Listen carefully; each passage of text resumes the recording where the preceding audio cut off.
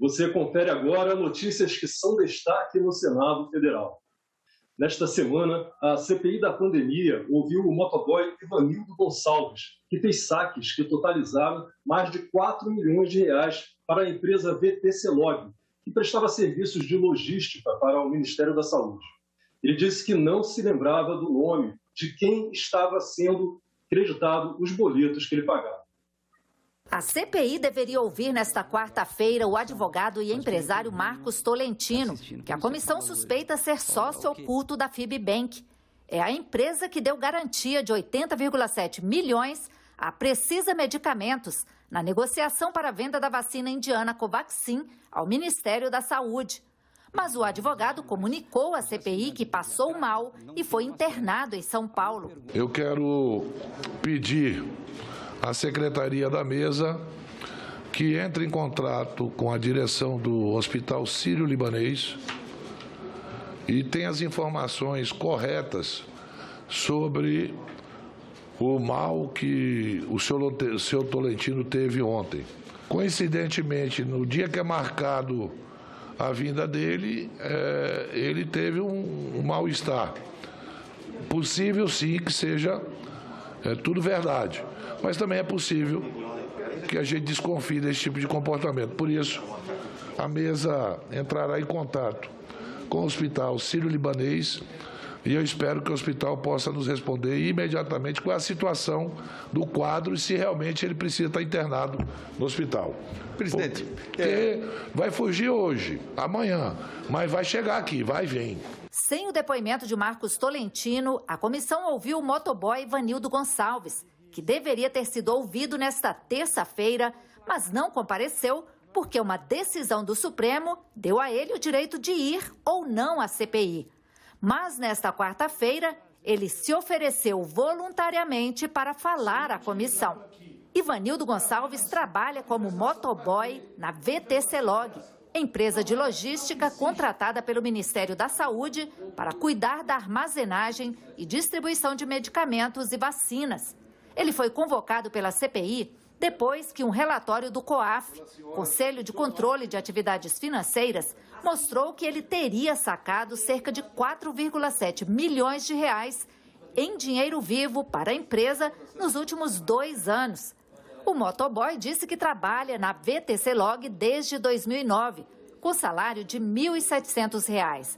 Confirmou que fazia os serviços bancários para o setor financeiro da empresa. As transações eram feitas principalmente na Caixa Econômica do Aeroporto de Brasília. Ele confirmou também que muitas vezes sacava valores altos. Ivanildo, esteja à vontade. Qual foi o volume maior de recursos que o senhor sacou? Olha, eu não me lembro no momento. Não, mas o senhor ia lá sacar 10 mil, 5 mil, 1.000, 100 mil, 200 mil, 300 mil, porque é uma coisa que o senhor está acostumado. Estou lhe perguntando assim, algum valor que o senhor se lembre de ter sacado? Sim, por favor, senhor Ivanildo. Olha, no início, uma vez eu saquei um valor de 400 e poucos mil. 400 e poucos mil. Na boca do caixa? Na boca do caixa. Era muito dinheiro que o senhor sacava. Eu tenho aqui algumas informações. No dia 5/1 sacou 56, no dia 21/2, 2018 ainda, sacou 102. Aí vem, quando chega em 5/1 de 2021, o senhor saca de uma vez 150 mil reais. E a partir daí, 350 mil no dia 5, 350 mil no dia 8, 100 mil no dia 25. Segundo ele, quase sempre o dinheiro era usado no próprio banco para pagamentos a fornecedores, cartões de crédito dos proprietários e boletos. Mas disse não se lembrar muito dos beneficiários dos boletos. Ivanildo, com todo respeito, com todo o carinho que a gente tem pelos trabalhadores brasileiros, mas há a curiosidade, sim, ver para quem está pagando. Isso não é de você, isso é normal, isso é do ser humano. Entendeu? Como o senhor não lembra de ninguém, de nenhum nome. Olha, excelência, eu não lembro de ninguém. Ele disse que nunca fez transferência bancária e nem entregou dinheiro a ninguém. Nunca cheguei a entregar dinheiro na mão de ninguém, então eu pagava boletos, ela me passava os boletos já ali para me entregar, eu entregava ao banco e retornava com comprovante de pago. Então, isso aí eu não tenho conhecimento de alguém assim específico para poder fazer esse pagamento. Alguns senadores questionaram se ele não se sentia usado pela empresa. Ontem essa comissão parlamentar de inquérito exibiu aqui alguns boletos do Roberto Dias de dívidas na própria Voetur, que foram pagos pelo depoente. Nós temos muitas provas dessas atividades que foram mal escaladas para ele, porque isso foi uma utilização criminosa dos seus serviços pela Voetur e especificamente pela senhora Zenaide. Não é Zenaide o nome dela? Pela senhora Zenaide. O senhor não acha isso? O senhor acha que não foi utilizado por ela indevidamente? Isso aí eu não sei, doutor. A quinta-feira foi marcada pela ausência do advogado e lobista Marconi Faria. A CPI pediu à Justiça a condução coercitiva dele para depoimento no dia 15 de setembro, com o uso de força policial, se necessário, e retenção do passaporte. O advogado Marconi Albernaz Ribeiro, apontado como lobista da Precisa Medicamentos, deveria depor nesta quinta-feira. Ele chegou a apresentar um atestado médico válido por 20 dias para não comparecer ao depoimento. O atestado acabou cancelado pelo próprio médico, que admitiu que pode ter havido uma simulação por parte do advogado. Marconi Albernaz também recorreu ao Supremo e conseguiu um habeas corpus para não se incriminar na CPI, mas não apareceu para depor. Pela manhã, a CPI pediu à Polícia Legislativa para ir atrás do lobista e anunciou providências caso ele não fosse encontrado. Nesse momento, a Polícia do Senado está no encalço dele, porque ele virá para cá baseado no que ontem o médico do Sírio-Libanês aqui de Brasília, após ter dado um atestado de 20 dias, veja bem, o médico deu um atestado de 20 dias. Horas depois, ele encaminha à secretaria daqui, dizendo que percebeu, na hora que estava examinando o senhor Marconi, que ele estava fingindo. Agora, se o médico percebeu que o paciente estava fingindo, não podia ter dado 20 dias para um homem desse. Mas deu, assim mesmo.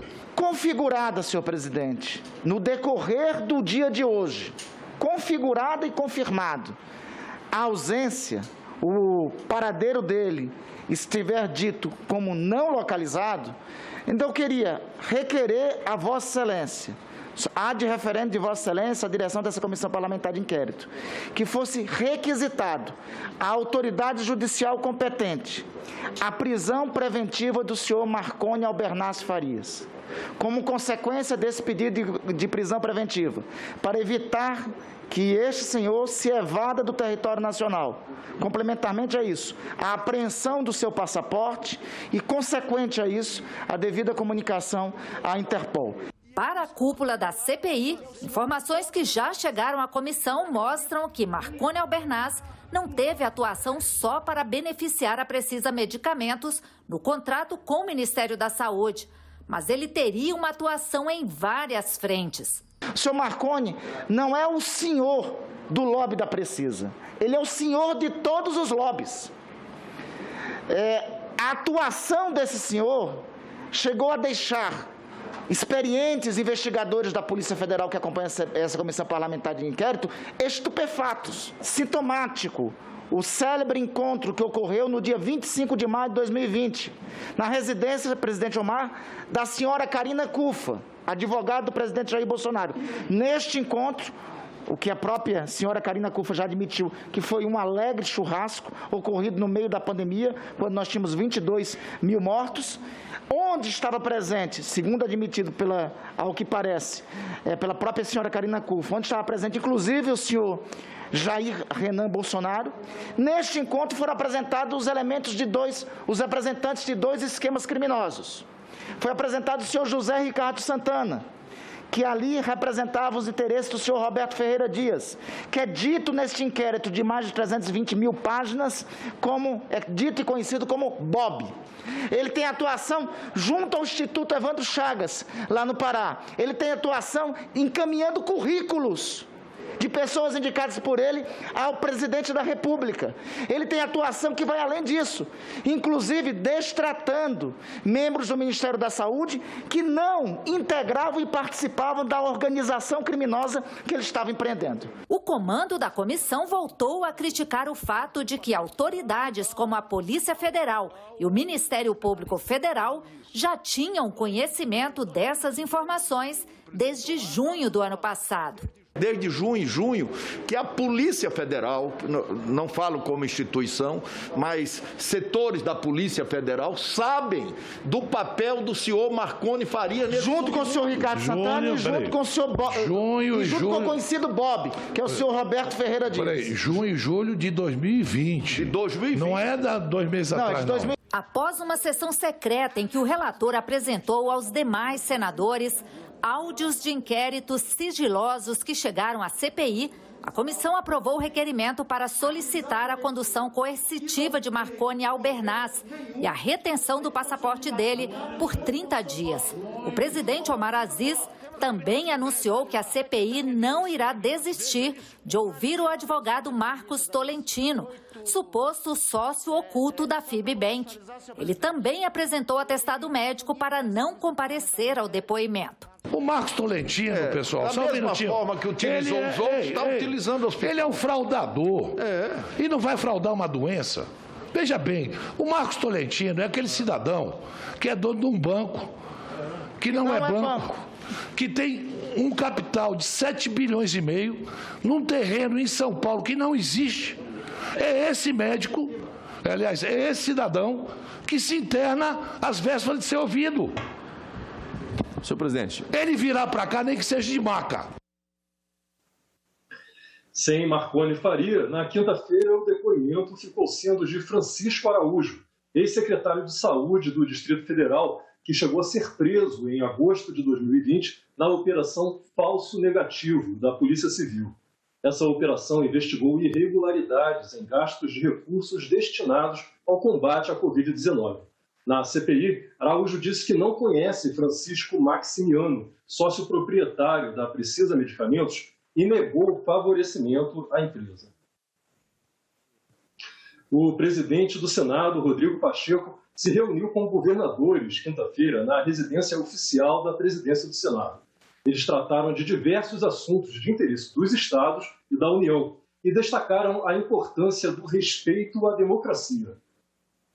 Participaram do encontro os governadores Ibanez Rocha, do Distrito Federal, Wellington Dias, do Piauí, Reinaldo Azambuja, de Mato Grosso do Sul, Renato Casagrande, do Espírito Santo, Helder Barbalho, do Pará e Romeu Zema, de Minas Gerais.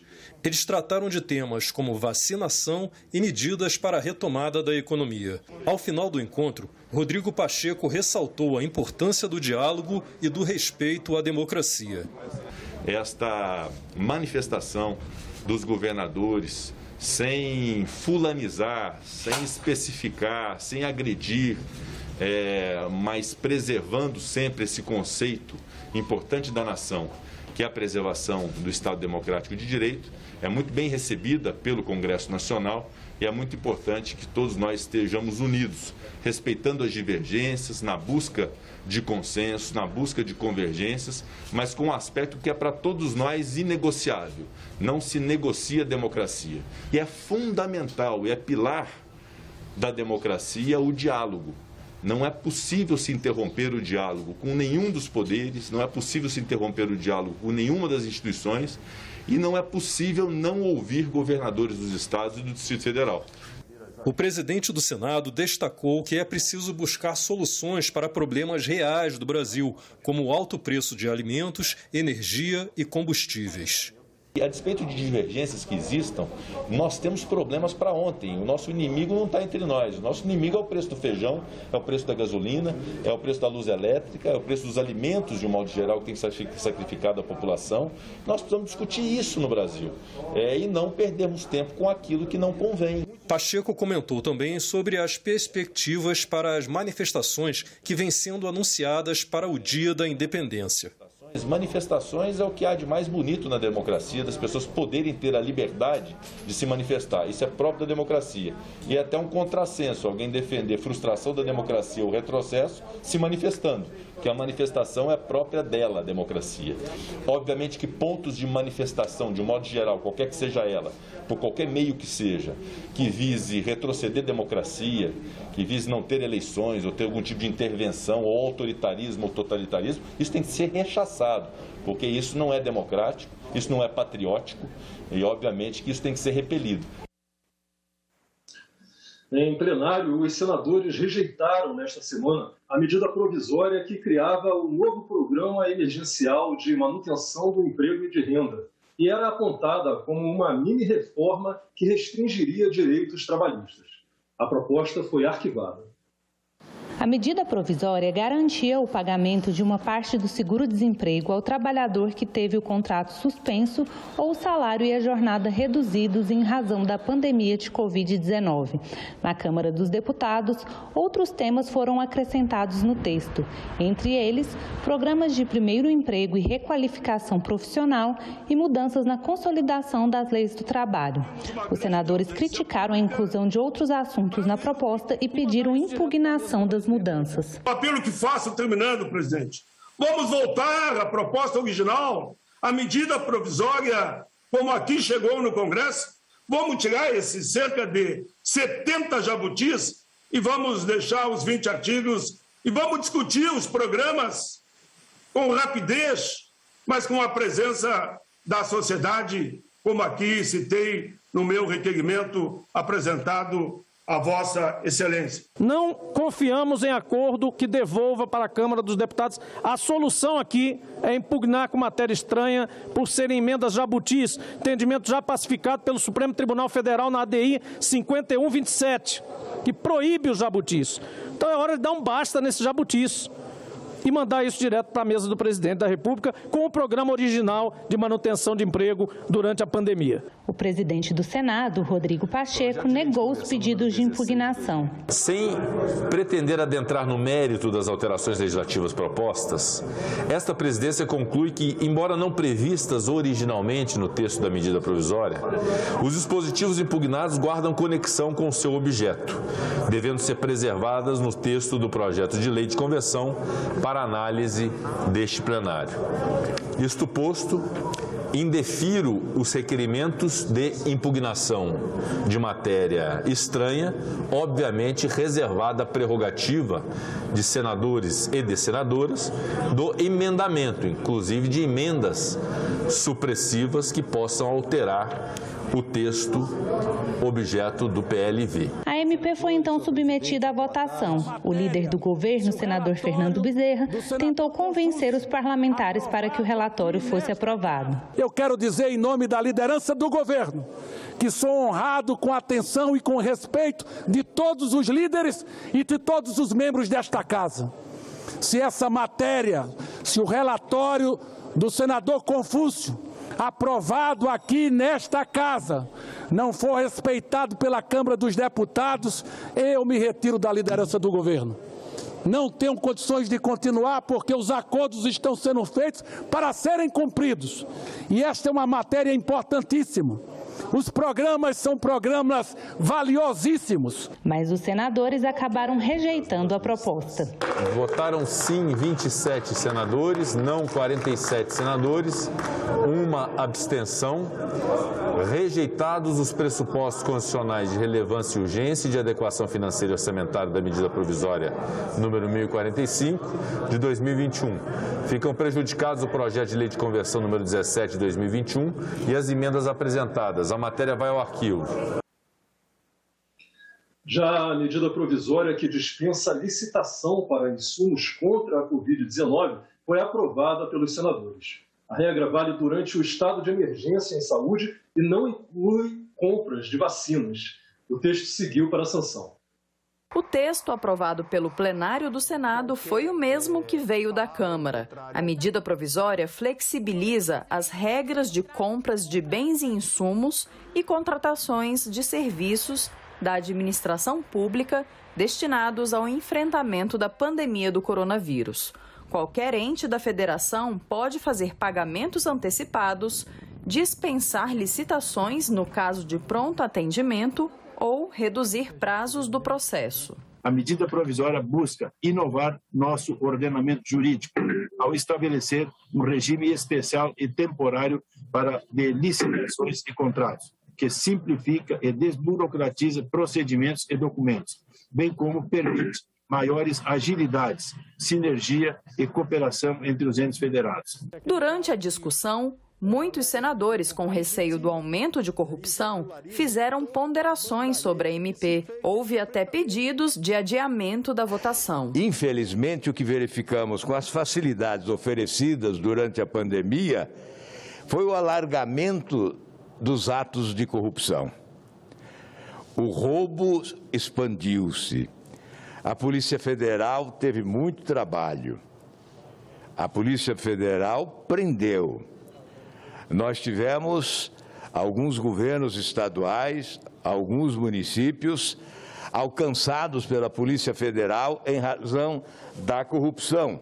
Quando flexibilizamos para facilitar e impor maior celeridade nas providências administrativas, devemos também impor rigor maior na punibilidade em relação aos crimes praticados contra a sociedade brasileira, especialmente nesse momento de tragédia que vivemos no nosso país. Em relação ao pagamento antecipado, que às vezes é alegado para que seja, em caso de economicidade, é aquele caso em que alega-se que para comprar mais barato você paga antecipado. É um argumento um pouco sensível em tempos de hoje, né? E principalmente em relação ao Covid, onde os preços são, pelo contrário, cada vez mais caros. Naquele momento de emergência, houve uma especulação muito grande, até porque muitos fornecedores eram estrangeiros. Ela não só flexibiliza, mas ela legitima e regulariza toda a bandalheira que se fez nesse enfrentamento, para a qual o Senado Federal criou uma comissão parlamentar de inquérito.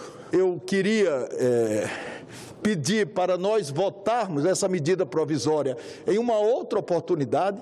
Essa medida provisória foi editada em maio, quando não se estava ainda em discussão desses pagamentos antecipados, que é o objeto de investigação da Comissão Parlamentar de Inquérito. O presidente decidiu manter a votação. Aprovado o projeto de lei de conversão, ficam prejudicadas a medida provisória e as demais emendas apresentadas. A matéria vai à sanção. Este fim de semana tem novo episódio do programa Eco Senado. Acompanhe agora os destaques da edição de setembro do programa na coluna Momento Eco. Dia 11 de setembro, nós comemoramos o Dia do Cerrado, segundo o maior bioma brasileiro, berço das águas no coração do Brasil. E nós conversamos com a professora Mercedes Bustamante, do Instituto de Biologia da Universidade de Brasília, uma das maiores especialistas do mundo em estudos do bioma Cerrado.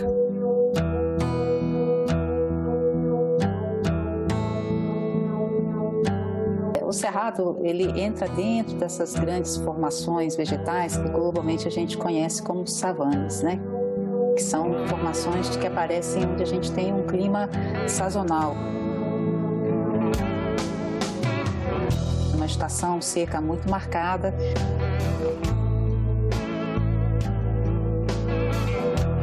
Seguida de uma estação chuvosa. E as savanas também são caracterizadas por essa mistura, né, de uma vegetação herbácea, onde predominam gramíneas, arbustos e árvores. E o cerrado brasileiro é um pouco de tudo isso, né? A gente tem no cerrado brasileiro um mosaico de formações vegetais. São vários tipos de cerrado dentro do cerrado brasileiro. E é essa diversidade, essa heterogeneidade que faz também com que ele seja uma das savanas, ou a savana mais biodiversa do mundo. No início de agosto, os cientistas do painel de mudanças climáticas das Nações Unidas divulgaram novos estudos que apontam o impacto severo das ações do homem na elevação das temperaturas do planeta. A professora Mercedes nos disse que esse alerta serve também para o Cerrado. Diferente de outros biomas em que a gente vê esse processo mais gradual, as transformações no Cerrado elas foram muito rápidas. A gente tem indicações hoje que você conservar só 20% do Cerrado, que é o que, por exemplo, o Código Florestal preconiza, né? Você pode desmatar até 80% da propriedade, não seria suficiente para manter a conectividade que a gente necessita para a conservação da biodiversidade no Cerrado. A íntegra da entrevista com a professora Mercedes Bustamante você vê na edição de setembro do programa Ecocenado, exibida no sábado e no domingo, às 9 da manhã e às 4 da tarde. E essa foi a coluna Momento Eco de hoje. A gente volta na semana que vem. Tchau! E o Senado Notícias Revistas fica por aqui. Você pode assistir novamente às reportagens desta edição na nossa página na internet, senado.leg.br/tv. Muito obrigado pela sua companhia e até a próxima.